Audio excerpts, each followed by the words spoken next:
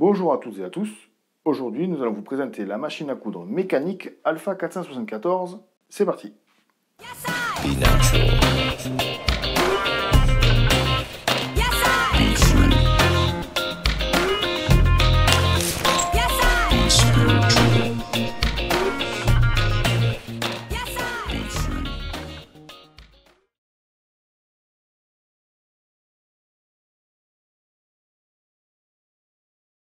Donc voilà, l'Alpha 474, c'est une petite machine mécanique avec un nombre de points pas très large pour éviter de se disperser. C'est très bien pour les gens qui débutent et qui veulent progresser. Elle est pas mal équipée, pratique, légère et un budget qui est tout à fait raisonnable. Donc on a une canette horizontale, ce qui est déjà un gage de modernité.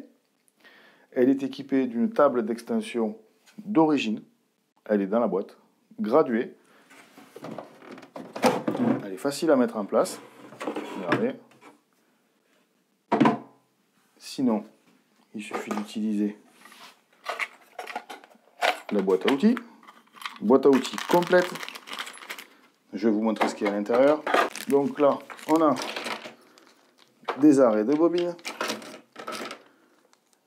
un pied boutonnière, des canettes, un guide de matelassage, un support pour faire de l'aiguille double, un blister d'aiguille, des tampons, un pied fermeture éclair, un pied pose-bouton, un petit découseur équipé d'un pinceau. Voilà, le kit de base classique pour ce genre de machine, rien ne manque. Allez, on remet tout ça dans la boîte à outils.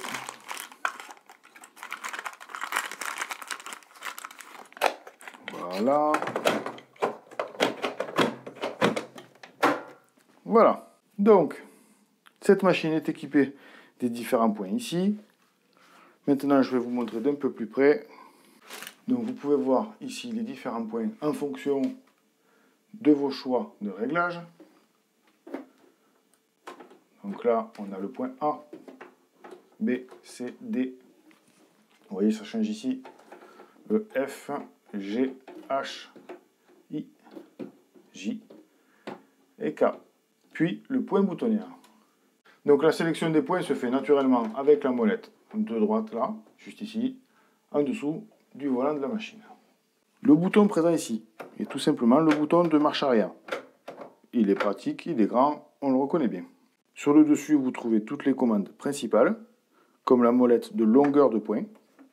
Plus vous la tournez, plus le chiffre est grand, plus le point sera long. La molette de largeur de point. Quand vous êtes en mode zigzag, plus vous augmentez la valeur, plus le zigzag sera large. Cette molette a aussi un intérêt quand on est en point droit. Vous allez le voir ici. Regardez bien l'aiguille. Je vais la descendre près du pied, comme ça on verra mieux.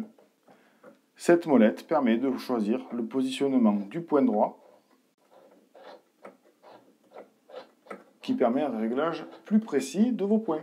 Ça peut être pratique pour la pose de passepoil par exemple, de fermeture éclair invisible, ou simplement d'avoir une position d'aiguille qui sera plus en adéquation avec vos affinités de couture. La troisième molette ici, elle concerne la tension du point, c'est-à-dire que plus le chiffre sera grand, plus le fil supérieur de la machine sera tendu. Le réglage de base, C4, c'est semi-automatique. Donc en général, ça s'adapte au maximum à la situation. Maintenant, il peut être nécessaire de peaufiner le réglage en fonction de la qualité de vos fils. Certains fils spéciaux peuvent modifier un petit peu la qualité des points. Ça, c'est pareil pour toutes les machines. Donc ici, vous avez la tension du fil supérieur. Après, si on regarde bien ici, on a tout un schéma de passage de fil relativement clair pour réaliser un enfilage que l'on va faire tout à l'heure, ou une canette si on suit le schéma des pointillés. Voilà, c'est l'opération que l'on fera aussi. Après, un petit coupe-fil ici, c'est toujours pratique. Là, on arrive aux choses les plus intéressantes, c'est que cette machine est équipée d'un enfileur qui permet de passer le fil dans le chat de l'aiguille de manière simplifiée. Celui-ci étant robuste et de qualité, il ne devrait pas vous poser problème comme on peut le voir sur certaines machines. En plus de cela, vous avez aussi cette commande à descendre qui permet de réaliser des boutonnières en une seule étape, ce qui n'est pas le cas sur la plupart des machines de sa gamme. Vous installez le pied dédié, vous descendez ce bras et automatiquement la boutonnière passera d'une étape à l'autre en fonction de la position de l'ouvrage. Donc voilà, boutonnière automatique, enfilage automatique. Bon, il se trouve qu'on a besoin de faire une canette et vous que vous ayez besoin de savoir comment on le fait. Donc très simple, je vais vous montrer. Première chose, vous prenez du fil, de préférence de qualité.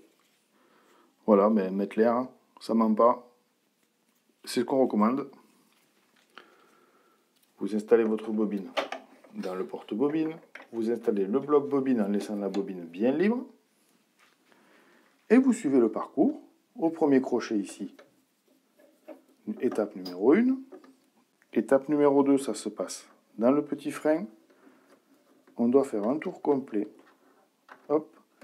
En s'assurant que le fil est bien passé sous l'espèce de cloche métallique qui permet de garder une petite tension dans le fil. Voilà. Arrivé à l'axe ici, il faut installer son fil dans la canette. Comme ceci. Hop. Et installer la canette ici. Pour mettre en route le dispositif, on déplace l'axe vers la droite. Et moi, ce que je vous conseille de faire, c'est de garder le fil à la main. Effectuer quelques tours de canette pour s'assurer que le fil est bien pris.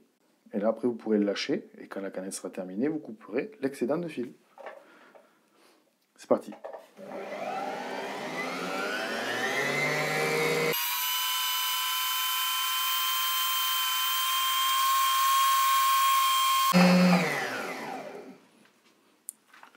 Comme vous pouvez le voir, nous sommes arrivés à la fin du remplissage. La machine s'arrête automatiquement.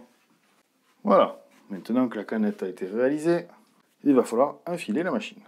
Donc, pour l'enfilage de la canette, quel que ce soit pour la canette ou en haut, déjà, toute machine confondue, c'est pareil. On lève le pied avant de commencer l'enfilage. Donc ici, sur la plaque, on a un logotype qui vous explique comment installer la canette.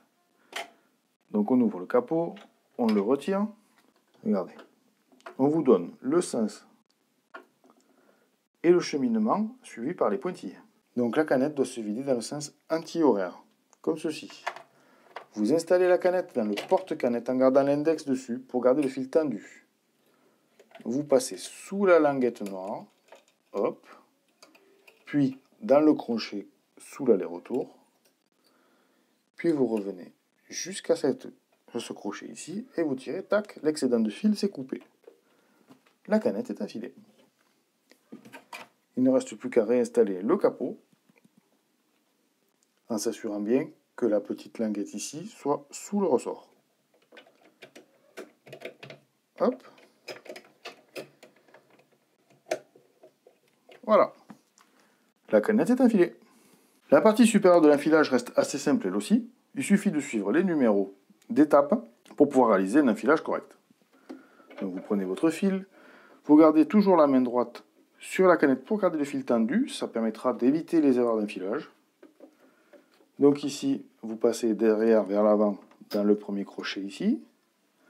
Puis sous ce grand crochet métallique, vous passez votre fil, comme ceci. Voilà. De là, vous descendez dans la gorge. Vous passez dans la gorge ici, étape 3, jusqu'à réaliser le demi-tour à l'étape 4. Donc on descend ici. On fait le demi-tour. Voilà.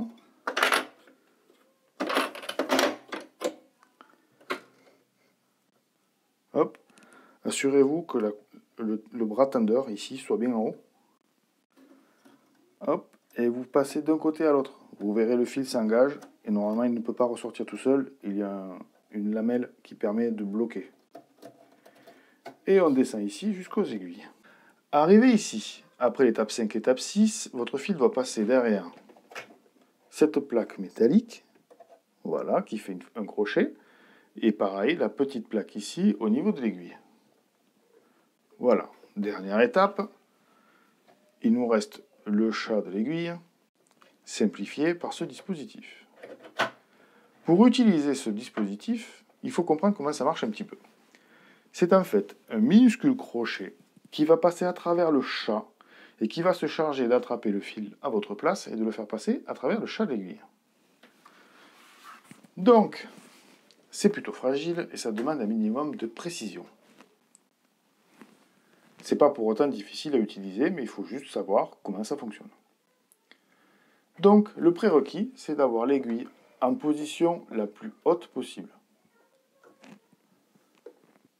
Normalement, on fait ça aussi machine éteinte pour éviter les accidents avec l'aiguille et le pied qui traîne sur la pédale.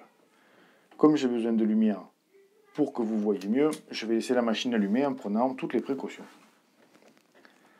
On descend la commande et on l'avance vers l'aiguille jusqu'à rentrer en contact avec elle.